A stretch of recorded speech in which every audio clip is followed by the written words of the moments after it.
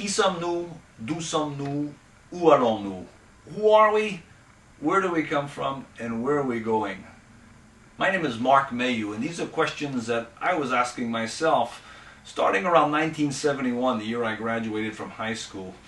Until then, like most young people, I was mostly preoccupied with sports and girls and pop music and academics when I had to, but never really thinking about the meaning of life, about where we come from and where are we going. And incidentally, that's the title of a famous painting by Paul Gauguin, which is in the Museum of Fine Arts in Boston.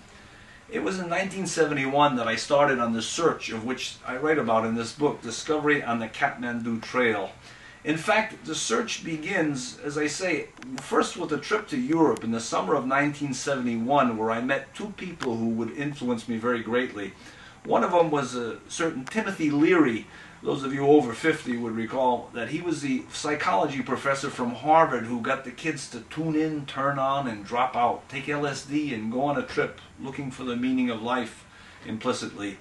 And not far from Mr. Leary in Switzerland lived a certain Dr. Francis Schaeffer, and I stumbled upon his Christian community called L'Abri in the summer of 1971. And both of these men intrigued me.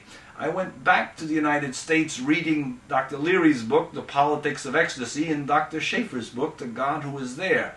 And I couldn't sort things out. So I went back to the United States, to university in Washington, D.C., to Georgetown, where I hoped to find help in finding the answers to life's great questions in the wisdom of the great professors from Georgetown. These fellows who I figured spend their whole lives studying, they must know something about the great answers to life's great questions. Who are we, where do we come from, and where are we going?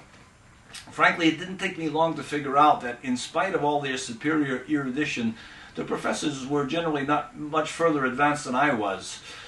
As one of my colleagues said scornfully about them at the time, they know everything, but that's all they know. In other words, I felt a certain superiority even in that I was at least lucid in my ignorance. I didn't know, and I was looking. Back in those days, we were studying philosophy, and Philosophy 101, some of you who recall Plato's cave allegory will remember that the great Greek philosopher compares our perception of the material world to that of a group of men who are in a cave and who are tied up in such a way that their back is facing the entrance of the cave, and all they see on the wall of the cave are the shadows of the real things that are going by outside the cave. And I said, you know, Plato's basically telling us that the multiple material world of the particulars is a lesser reality. And that sounded interesting, but I thought I had experimental confirmation of that truth when I took LSD and walked around Washington seeing all the material world take on different forms. You have, under the influence of that powerful hallucinogenic, you can have what they call synesthesia, total confusion of your senses. And I said, gee, what Plato has described in theory, I have experimentally confirmed. So, if that were true, the world being a lesser reality, man was prisoned to produce bad karma by being attached to this illusory world. And the really enlightened man was the one who would detach himself from this illusory world, escape production of bad karma, which determines what man would become in subsequent reincarnations. Of course, everything is based on that Oriental notion, which sounded as plausible to me as anything else at the time. So I decided to quit school and go off to India and basically meditate and find the meaning of life, find nirvana, detach myself from this illusory world. And that's what I did, starting in the fall of 1972. I flew first to Europe and hitchhiked across the continent, stopping in France to work in the grape harvest. A lousy year, by the way, for the French Burgundies, where I worked.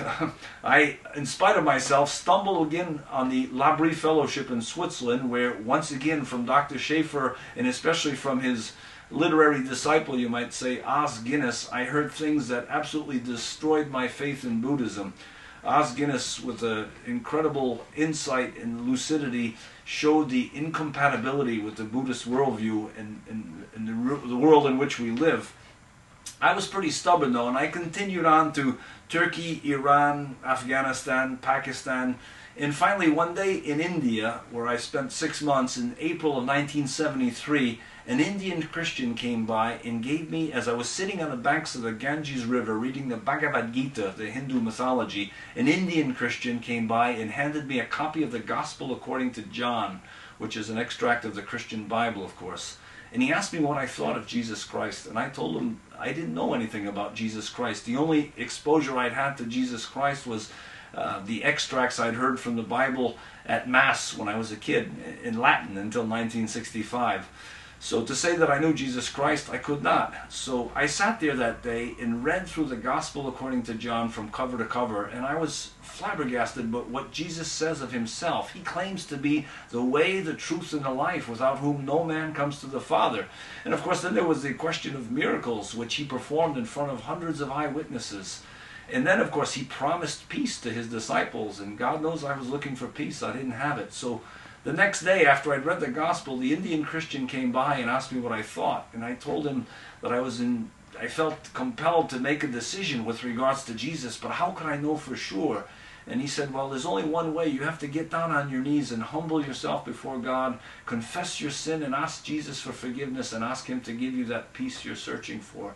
And that's what I did that day in April 1973.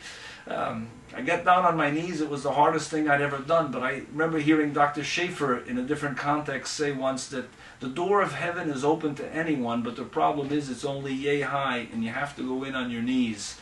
After that, the book continues. I traveled through Japan and Korea by way of Thailand and Laos, and ended up in France eventually, where this book ends, and where the second book, my second book, God Still Loves the French, picks up.